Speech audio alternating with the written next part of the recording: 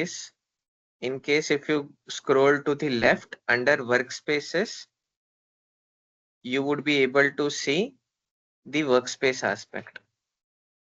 So workspace is the main organizational unit in Microsoft Fabric. And we all saw that the workspaces can be grouped into domains.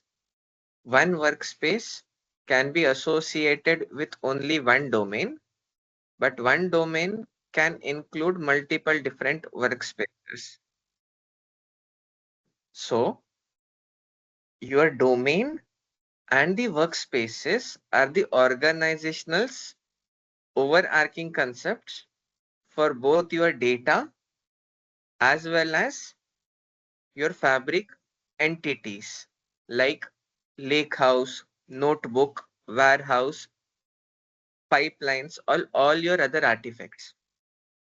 Now I said too many things, correct? Like Lakehouse, Notebooks, Warehouse, your pipelines and all other artifacts. What does that mean? If you all remember the first definition of Microsoft Fabric. Microsoft Fabric is a SaaS tool created by Microsoft that is one-stop shop for everything, right from data movement to data transformation to machine learning, real-time analytics, and reporting. So all those aspects within the Microsoft Fabric are present within the workspace, which is the hierarchical aspect. So now, can you create a new workspace? Okay, you do not have the Fabric capacity, correct? Who here has the Fabric capacity created or a trial license present with them? Fabric trial license. I have Nandan. So can you Hello. share your screen? I have Yes, also. yes. Let me share. Just a sec.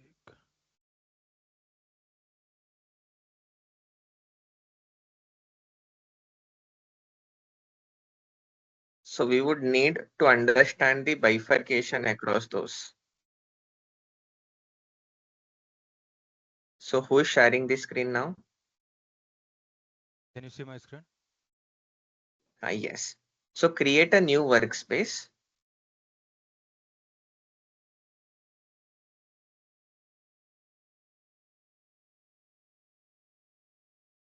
Provide any name.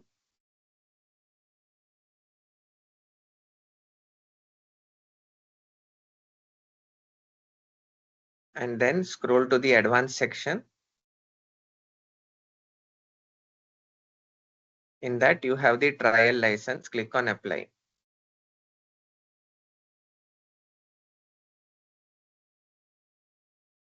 So now click on new item.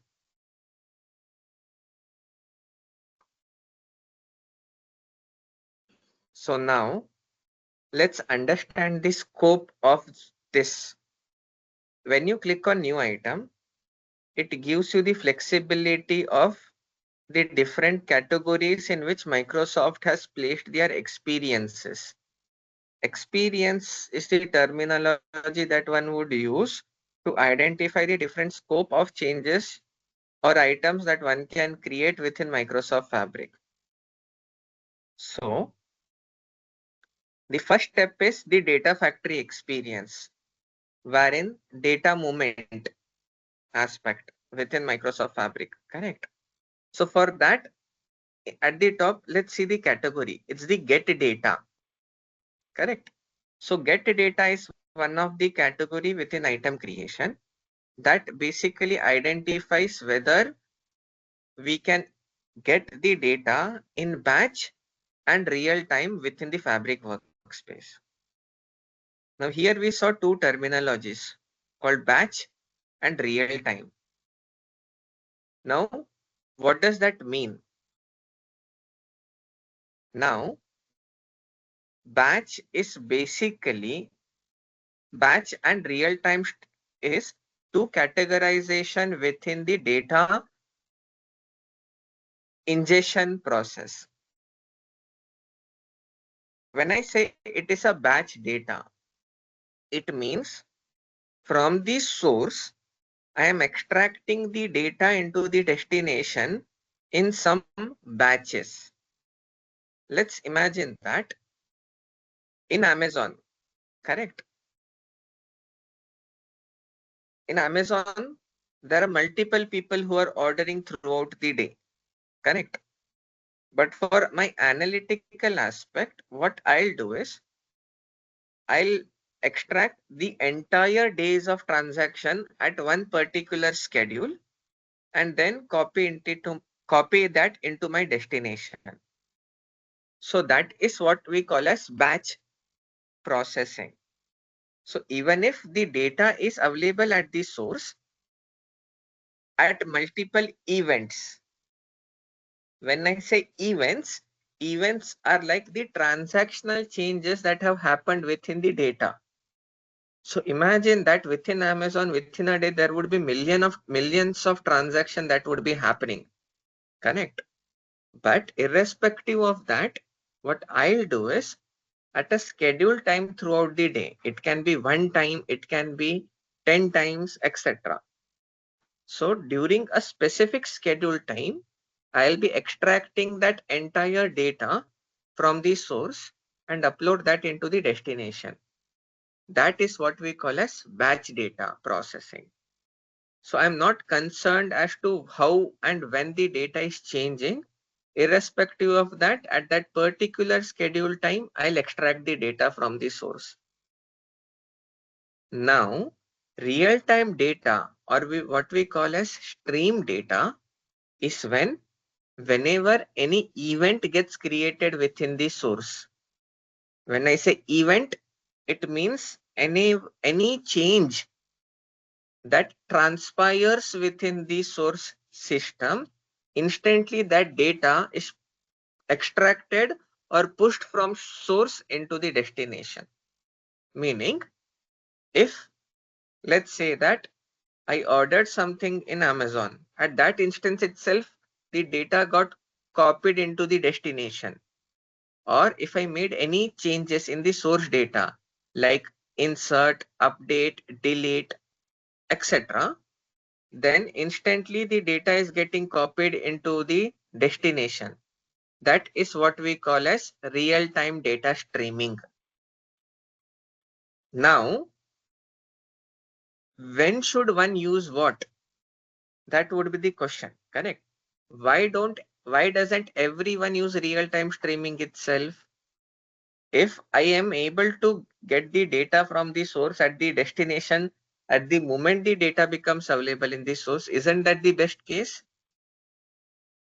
Unfortunately, the answer to that is no.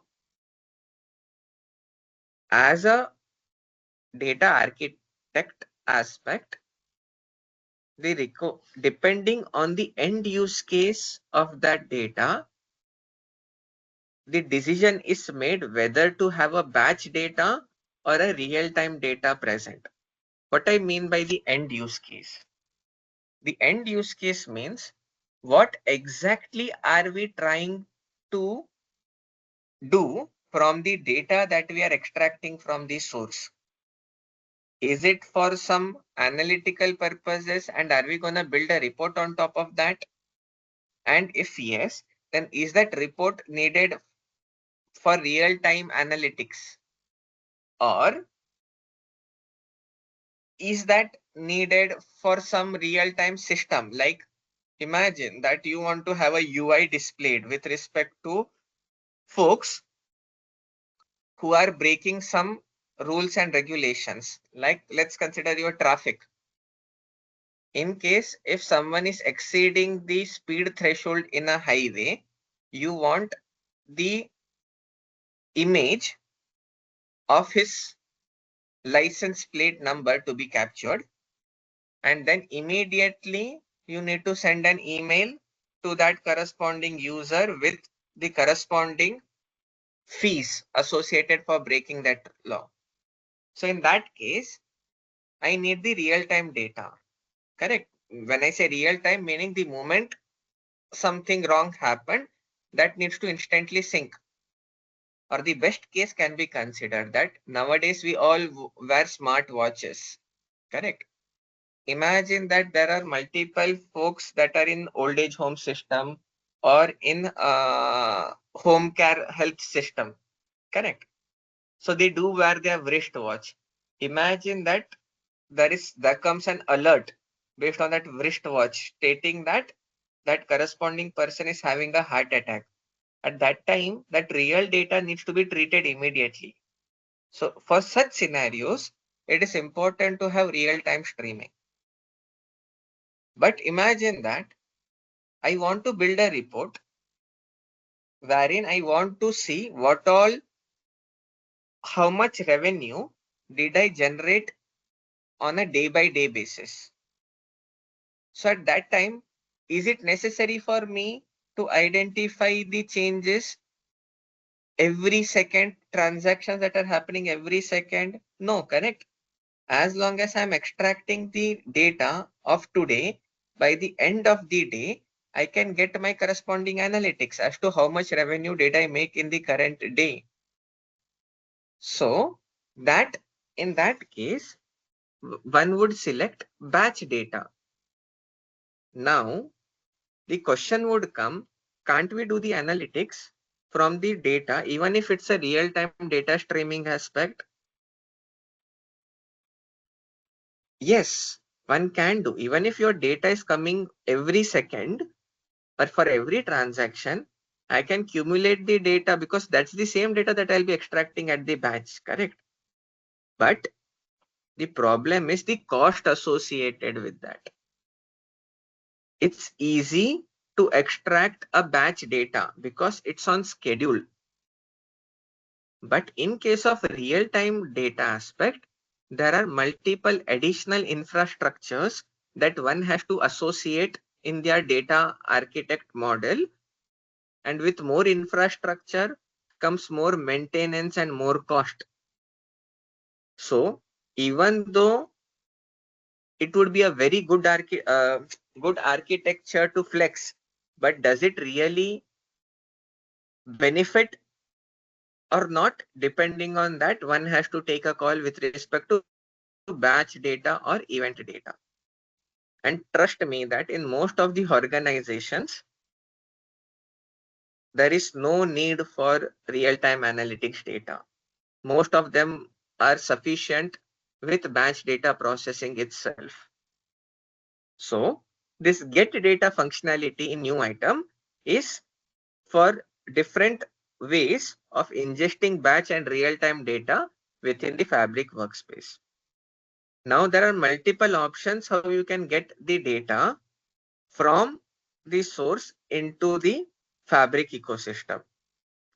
These are some of them which we are able to see, like copy job, data pipeline, data flow, Gen 1, Gen 2, etc. Mirroring, etc. This we would cover eventually as and when we deep dive into individual components. But for now, let's understand the categorizations. Can you scroll down? The next category is storing the data. Now, storing data, as we said, in the architecture, in the Fabric diagram, the first aspect was data factory experience. Then there was data warehouse. Data warehouse represented the storage aspect. Since it's an end-to-end platform, you do need to preserve the data somewhere within the Fabric ecosystem. Correct? So that's the store data aspect. Now, there are multiple types of storages within the Fabric. One is Data Mart, which is in preview. That has been preview since last 1 or 2 years, and that is getting deprecated. Then there is Event House. Event House is basically your streaming database.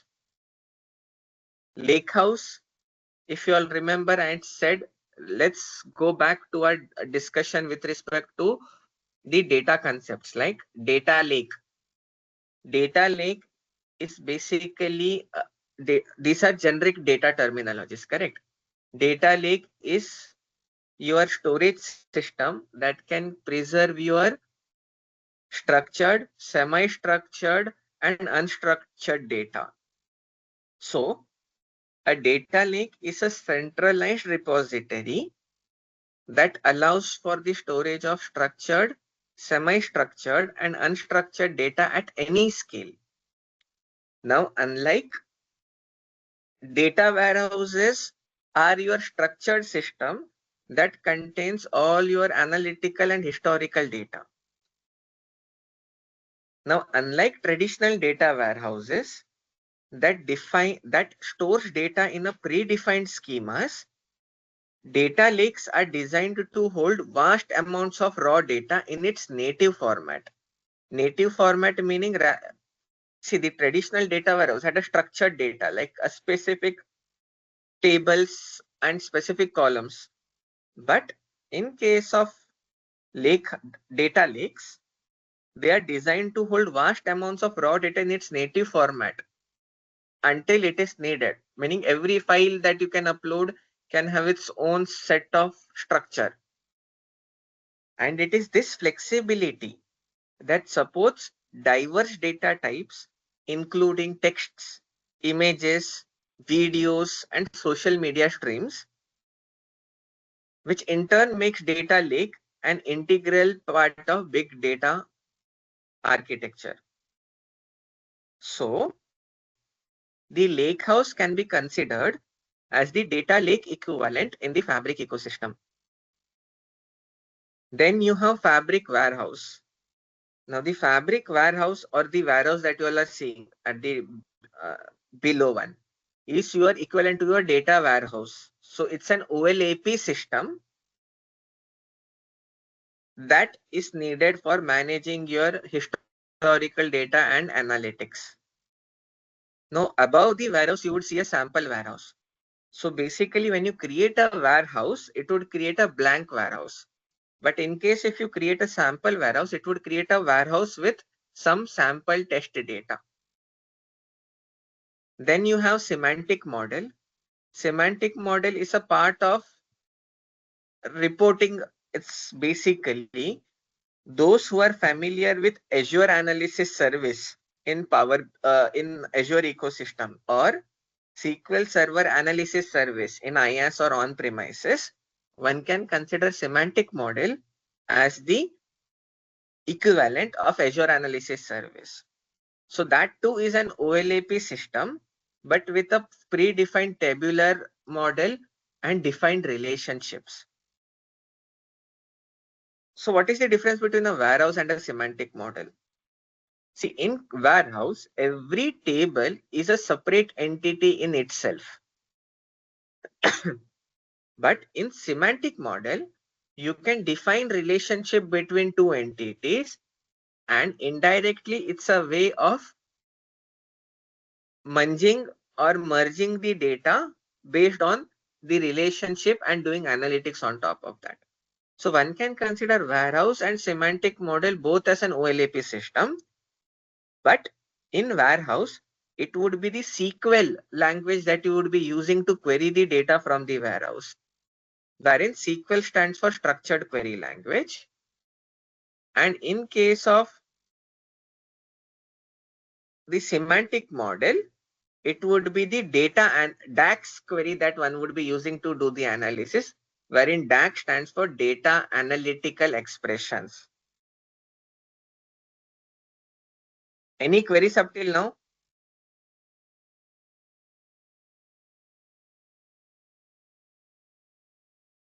Anand. Okay. And then there is a SQL database. SQL database is equivalent to the Azure SQL database in Microsoft Azure ecosystem. And it's the transactional database or the OLTP version to preserve the data. Can you scroll down? The next aspect comes prepare data, meaning the data transformation aspect of Microsoft Fabric. So when you extract the data from the source, that is the get data aspect. So you get the data in the raw format and copy it into your storage layer. Post that, you have to do the transformations. And for that, there are different set of options that one can leverage. Scroll down. Post that. Now I have transformed the data. Now via that data, I need to analyze and train that data. So for that, we have separate set of aspects. Scroll down. Then there is something called as track data. What do we mean by track data? Imagine that I have a report created, or I have a report created, but based on that, I want to set up some triggers or alerts that in case if my cost of the fabric capacity exceeded X dollars, then immediately send an alert, or depending on certain other real-time streaming, if there is some case, then set up an alert to me. So for that, you do have to track the data, correct? So that's with respect to this category. Scroll down.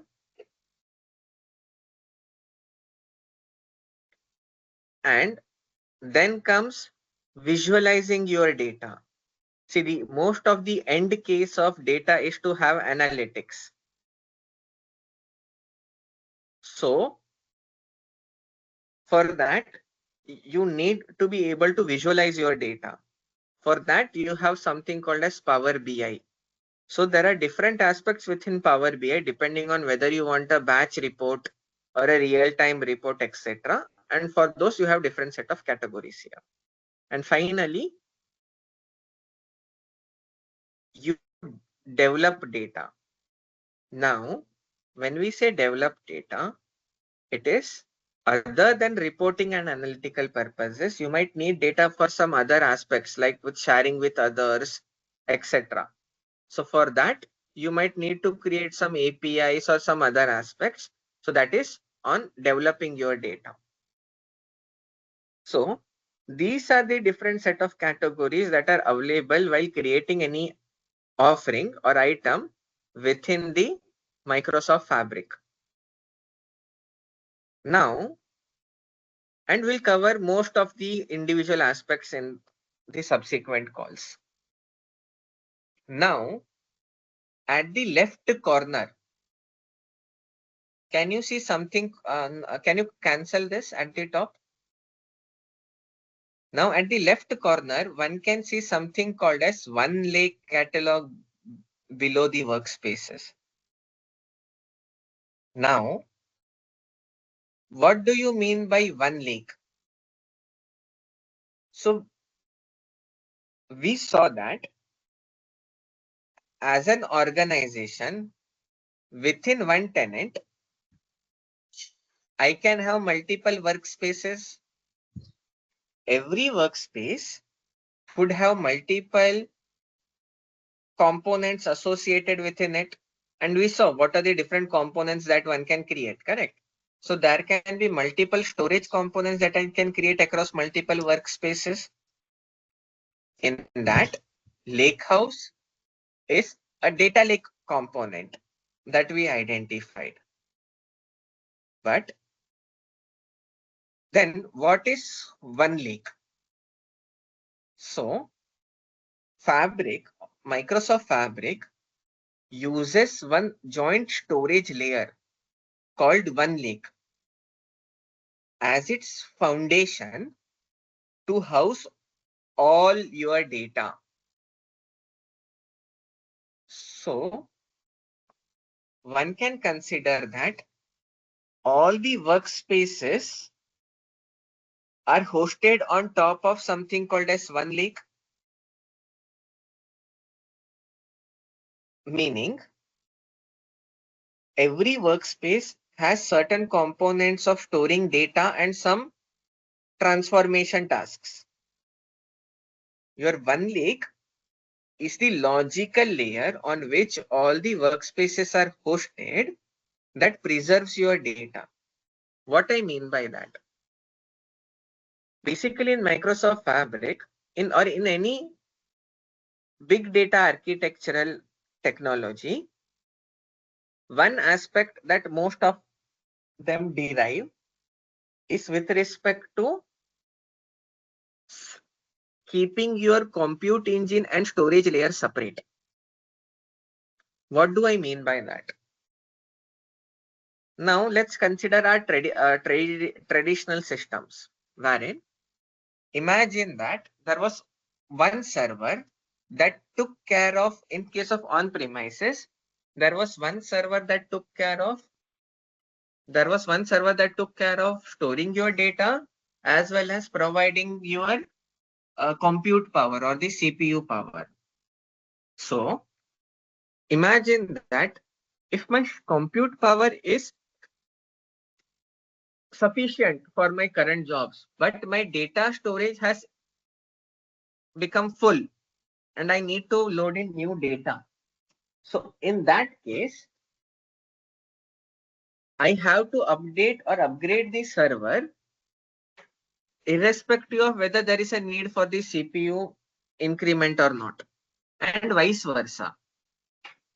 If there is a need of CPU, no storage, but still I have to enhance the overall server.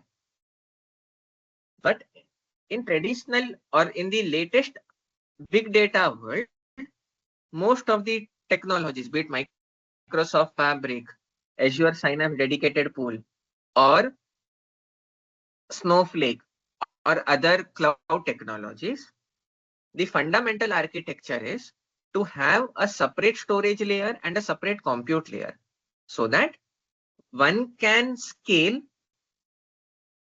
the component irrespective of other component. Meaning, in case if any organization has need just to increase the storage layer, he or she can independently do that without having the need to worry about the other aspect, and in turn help in scalability and cost management. So OneLake can be considered as the storage layer of the entire Microsoft Fabric, and your capacities that we create can be considered as the compute capacity of the Microsoft Fabric. So OneLake is the storage layer, and Fabric capacity or the any capacity like premium capacity, trial capacity, etc. can be considered as the compute layer of Microsoft Fabric. Since OneLake acts as the foundation to house all of your data, OneLake is often referred to as the OneDrive for the data in the Fabric ecosystem. So one can state that OneLake is the modern data lake solution that has been developed by Microsoft, that is designed to streamline the data management and analytics in your cloud. And as I said, in Microsoft Fabric, everything is hosted in the backend in the form of Azure component itself. So one can consider Microsoft Fabric as a SaaS version of Azure Synapse Analytics with advanced features and functionalities. Correct? So I can state that OneLake in the backend is basically an Azure Data Lake Storage Gen 2 account itself. If you all remember, as a part of case study, we had seen two storage accounts. One is, while creating a storage account, in case if I had not enabled the hierarchical namespace property, it creates a blob account. Whereas, in case if I enable hierarchical namespace, it creates something called as Azure Data Lake Storage Gen 2. So, OneLake is basically an Azure Data Lake Storage Gen 2 itself, which is Microsoft Data Lake solution in PaaS for big data analytics. and it manages all your data and artifacts across your domains and workspaces.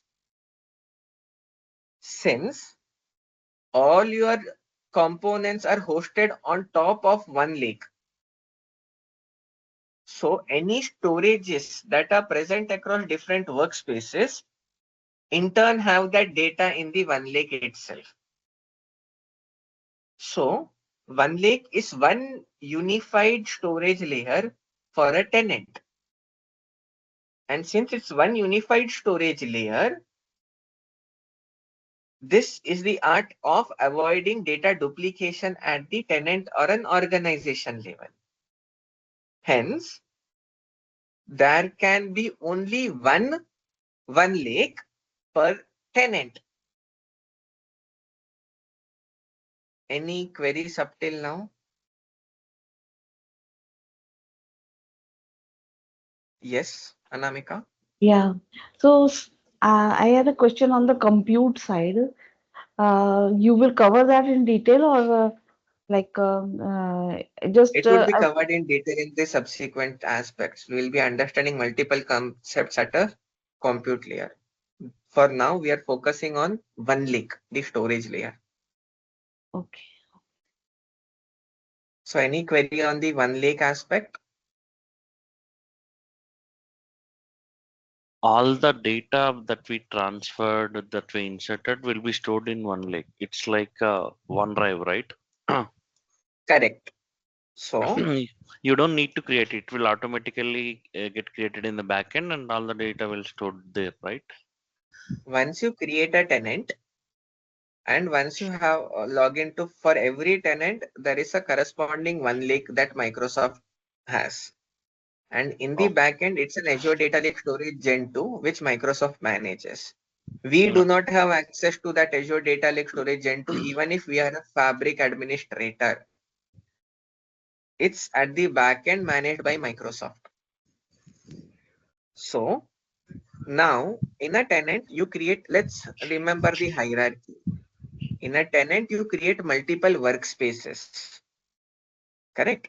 Now, corresponding to those workspaces, every workspace might have some storage component like Lakehouse, Fabric Warehouse, SQL database, event stream, etc. So every workspace would have its own set of data. The cumulative of all that data is present in one lake. And that's being managed by Microsoft as the underlying Azure Data Lake Storage Gen 2. We do not have direct access to that. We have access to the front end of that via the OneLake catalog. So whatever you create across different workspaces, and in case if you have access to those workspaces, then if you click on OneLake catalog, you will be able to see all the storage components in one unified frame. That is what it means as one lake catalog. So one lake is the data lake, is the centralized repository and a data lake and the storage layer of Microsoft Fabric. So any queries up till now?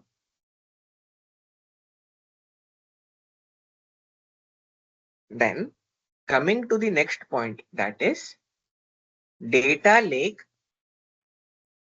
Data in one lake is natively stored in the Delta format. When I say Delta format, it means Delta Parquet file format.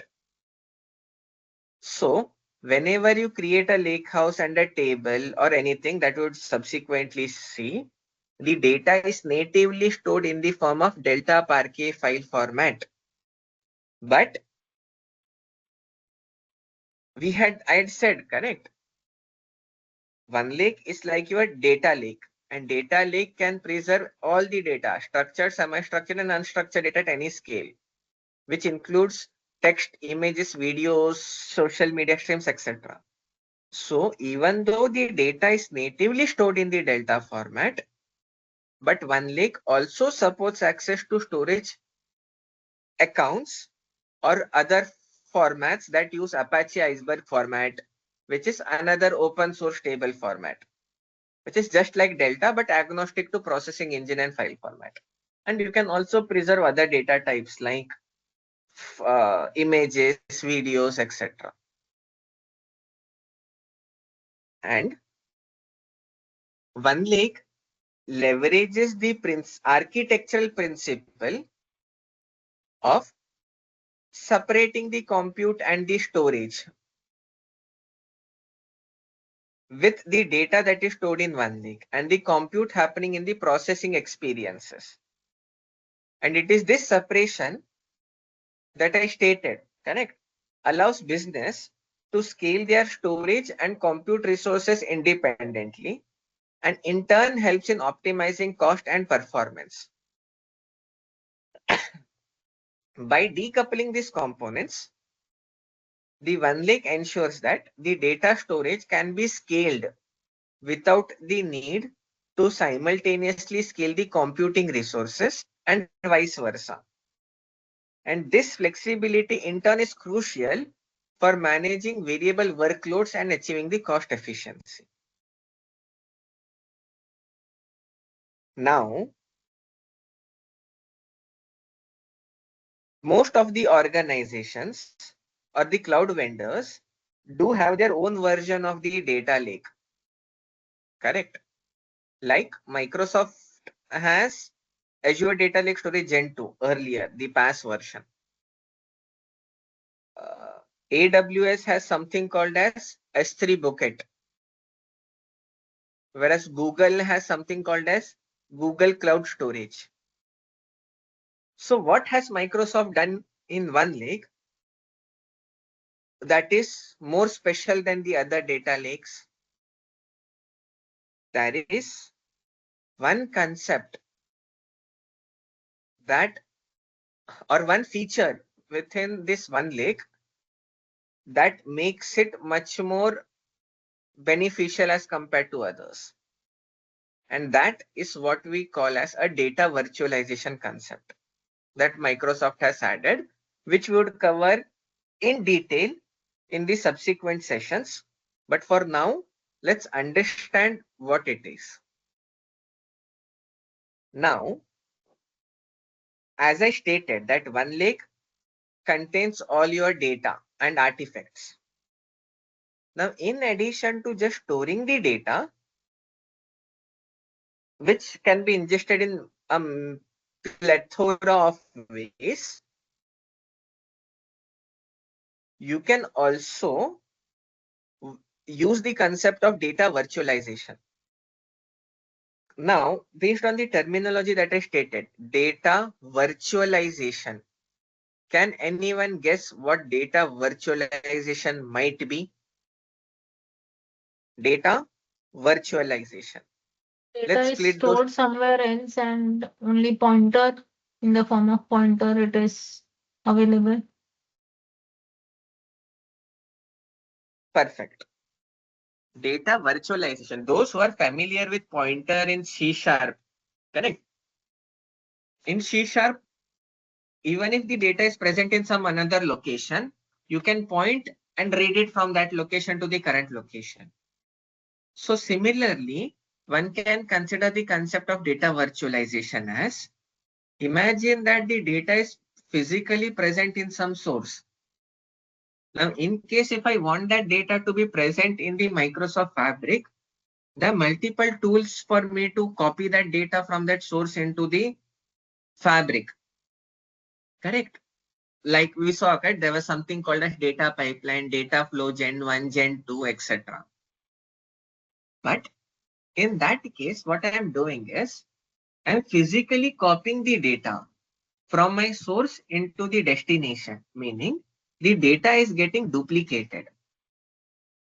But imagine that as an organization, I do not want to duplicate the data or copy the data across multiple locations. I want the data to be present in only one location.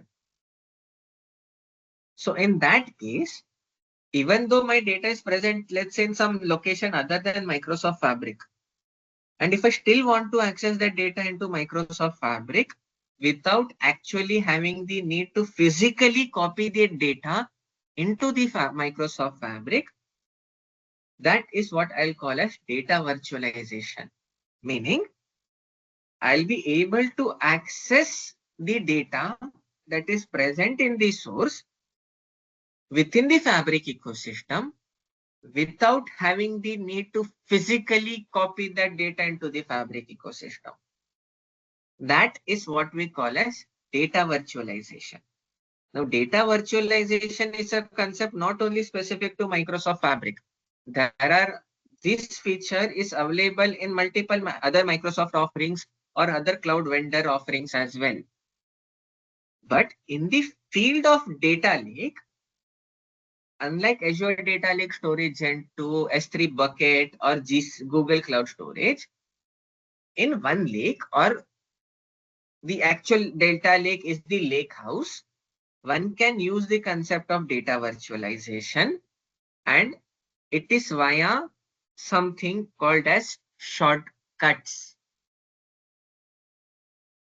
Shortcut is the data virtualization concept that allows one to access and use the data in real time that is sitting in some other locations other than Microsoft Fabric. And also, does that mean that shortcuts can be used to access data that are outside the Microsoft Fabric ecosystem itself? Yes or no? Yes, we can access. No.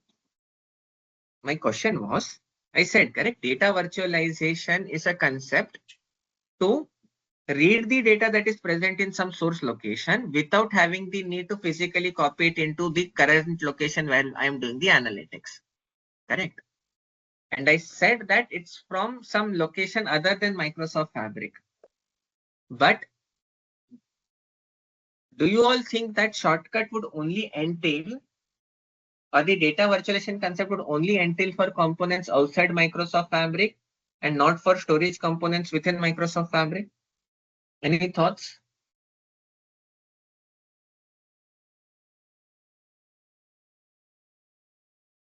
So shortcuts we can like create in for Microsoft internal and external as well, as I know. Correct. So I'll explain what Ramesh stated. Now, up till now, what I said was, imagine that I have data outside Microsoft Fabric ecosystem. Rather than copying that data and duplicating that data into the Fabric ecosystem, I am referencing it via shortcut. But imagine that I have two departments within my organization. Correct? There is a sales department and then there is a finance department. So department is a logical categorization. So for corresponding departments, I'll create two separate workspaces. Correct? Workspaces, as you all remember, is equivalent to resource groups in Azure PaaS version, and it's for logical categorization. So now the finance data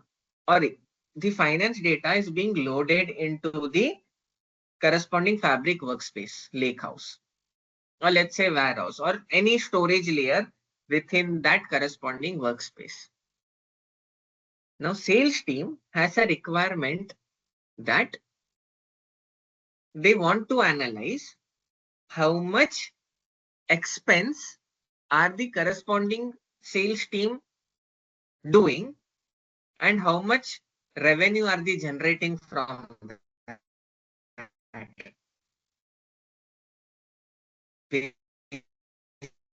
Basically, as a sales team, the sales team do have to travel sometimes.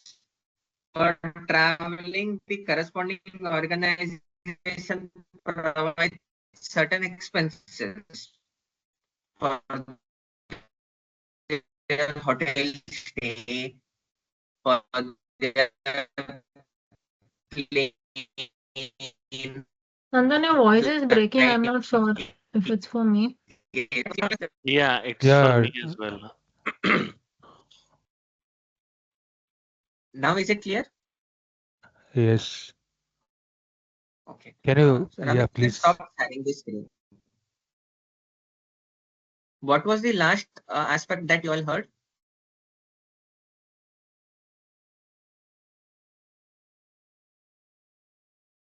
Was it with respect to departments?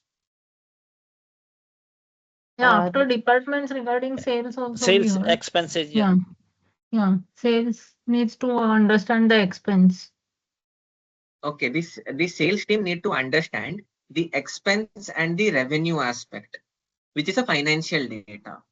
Now, that corresponding financial data is already present in the finance workspace. Correct. But the sales team have the need to reference that data for their reporting aspect.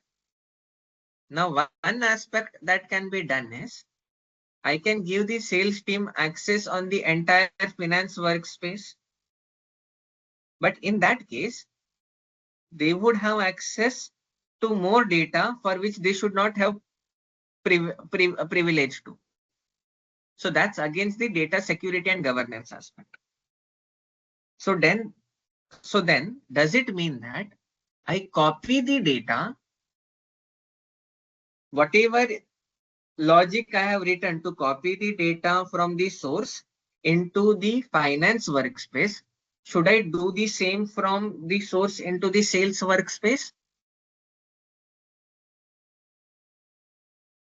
So in that case, that is not the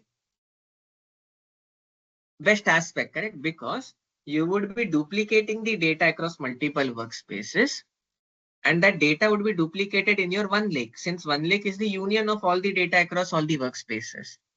So there would be duplicate data. Duplicate data meaning in turn increases your data governance responsibility and the storage cost aspect as well. So in that case, I can use the concept of data virtualization, wherein I can read the data that is hosted in the workspace finance from the workspace sales without having the need of that data being present in the sales workspace.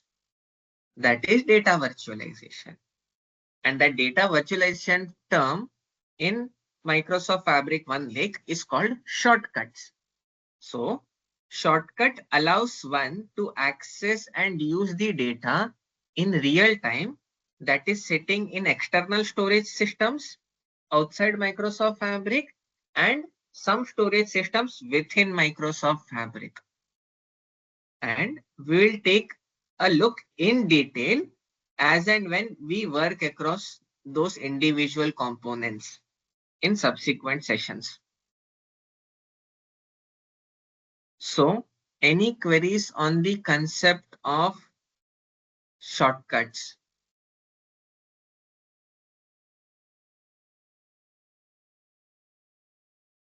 So, So, Nandan, yeah, go ahead. yeah. So, like, any limitation to shortcuts apply? So, there are limitations that we will discuss once we actually take a practical demo on the shortcut aspect. Okay. And then shortcut is then like an external table in Synapse, right? Similar concept, right? Though similar, but not exactly same. In Okay. case of Synapse, correct?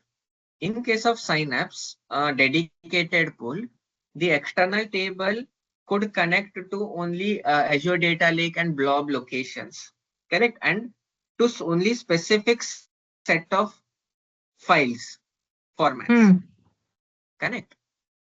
In case of shortcuts, depending on what type of shortcut one is using, correct? Is it a table or a file format shortcut, correct?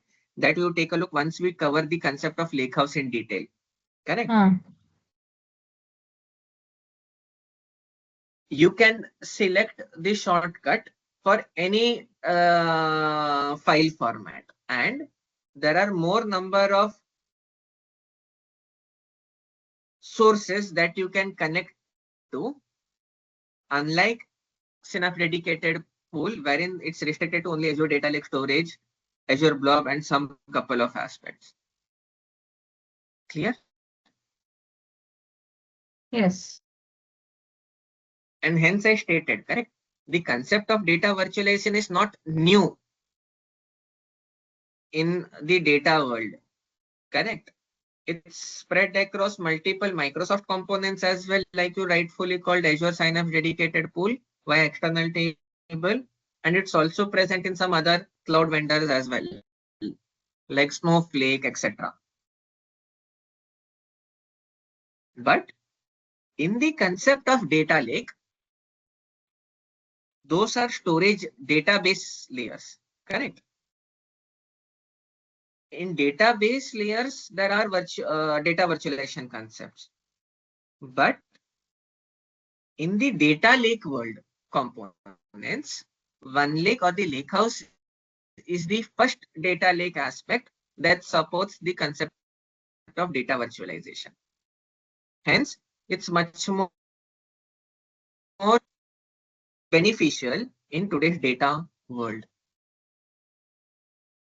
So, can I state that shortcut empowers users to create references to the data stored in various locations within the OneLake or even in external storage systems? Meaning, I can refer data outside Fabric and within Fabric via the concept of shortcuts. Remember, when we will take a practical look, we will understand that it is not all the external location it supports. There are only a fixed set of locations that are supported, correct? And that we will take a look as and when we work on the practical aspect. And this feature is particularly advantageous for large organization where data is typically dispersed across multiple departments, projects, or geographical regions.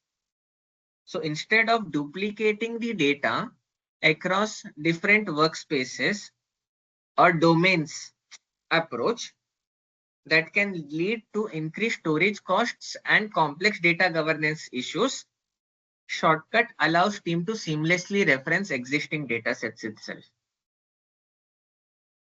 So this approach not only conserves the storage space, but also ensures that both teams, meaning all the teams, connect, are working with the most up-to-date information. Furthermore, these shortcuts preserve the security and access control of the original data, ensuring that sensitive information remains protected and accessible only to the authorized users, regardless of how many workspaces are referencing it. A pretty big statement that I made here. Correct? Let me revisit on that aspect. Let's state that I have a finance workspace and I have a sales workspace. I have some finance data in the finance workspace that I want to reference in the sales workspace. Correct? Now, within the sales workspace, I do not want everyone to have that reference to that data. Because let's consider that I am a lead in North Europe region and my colleague is a lead in Europe region.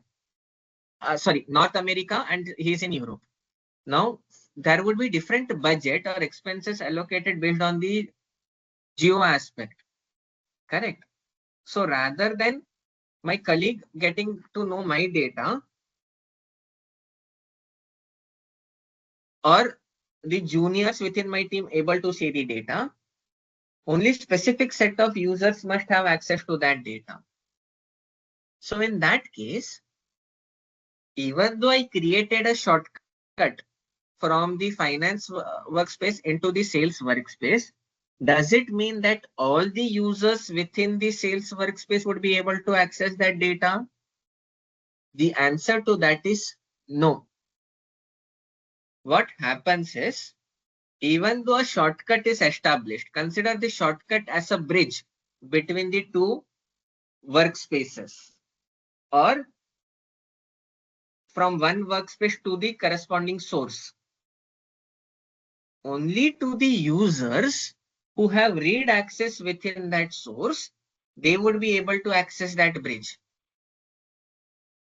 Meaning, only users who are authorized on the source data would be able to reference that data into the corresponding workspace via shortcut. So, within the source data in the finance workspace, I would have given access to only 2 or 3 sales users. And via that, they would be able to access that data into the sales workspace. So even though a shortcut is present in the sales workspace,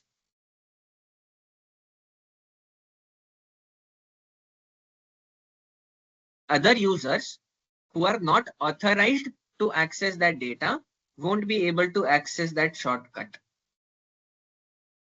data via the shortcut. So this is preserving the security aspect and the access control of the original data. This is the concept of one lake. So any queries on one lake?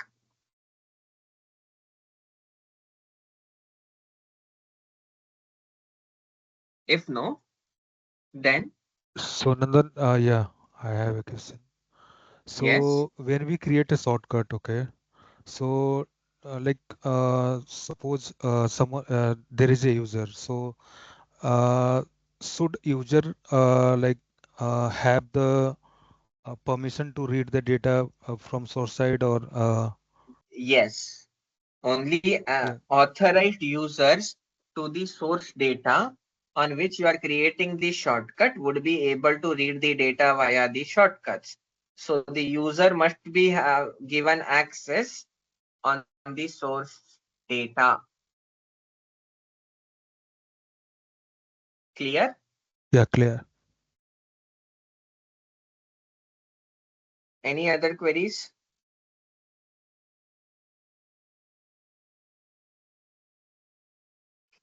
If no, then coming to the last aspect for today is data activator. Now the data activator, the last aspect that we saw, at alerts and events. So data activator in Microsoft Fabric is a no-code tool that is designed to automate actions based on patterns or conditions detected in the changing data. So basically it allows users to monitor the data within the Power BI reports and or the event streams, and triggering actions when the specified threshold or patterns are met or not met. And this tool in turn streamlines the process of responding to data changes, which in turn enables users to efficiently manage data-driven actions without the need for coding. So it's like an alert mechanism setup that you have done based on some threshold across the reporting layer or the real-time streaming layer. And based on any changes on the threshold that has been set, a corresponding set of actions would be taken by the data activator.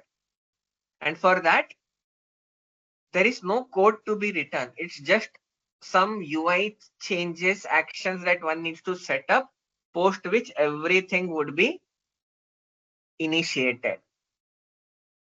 So Microsoft Fabric is a low code, no code, provides multiple low code, no code functionalities in order to manage data ingestion, data transformation, data reporting, and analytics. Unlike traditional world wherein one has to have a deep understanding of multiple coding language and had to write multiple coding layers, Microsoft Fabric provides multiple low-code, no-code technologies or offerings to overcome such aspects. But remember one thing, low-code, no-code, with low-code, no-code comes certain limitations. Not every aspect of data transformations and other aspects can be managed via low-code, no-code technology. So for that, you have to have your own explicit coding done.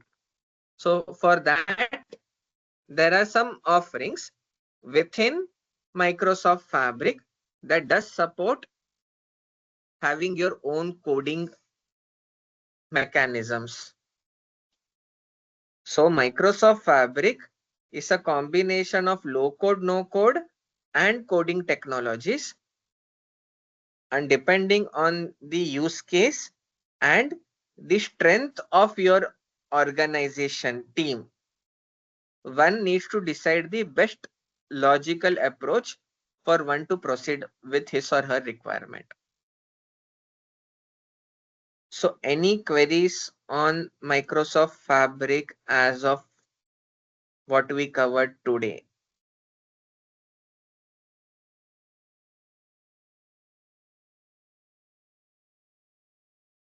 Okay, I'll take that as a no.